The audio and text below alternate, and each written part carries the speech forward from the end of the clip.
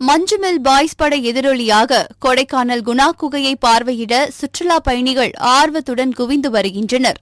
தமிழகத்தில் முக்கியமான சுற்றுலா தலங்களில் ஒன்று கொடைக்கானல். மலைகளின் இளவரசி என்று அழைக்கப்படும் கொடைக்கானல் மலை கடல் மட்டத்திலிருந்து சுமார் 7000 அடி உயரத்தில் உள்ளது. இதனால் இந்தியா மட்டுமில்லாது வெளிநாடுகளில் இருந்தும் சுற்றுலா பயணிகள் கொடைக்கானலுக்கு வருகை தருகின்றனர். இந்நிலையில் கொடைக்கானல் குணா குகையில் 2006ஆம் ஆண்டு நடந்த உண்மை சம்பவத்தின் அடிப்படையில் எடுக்கப்பட்ட மஞ்சுமெல் பாய்ஸ் படம் அண்மையில் வெளியாகி கவனம் பெற்றது.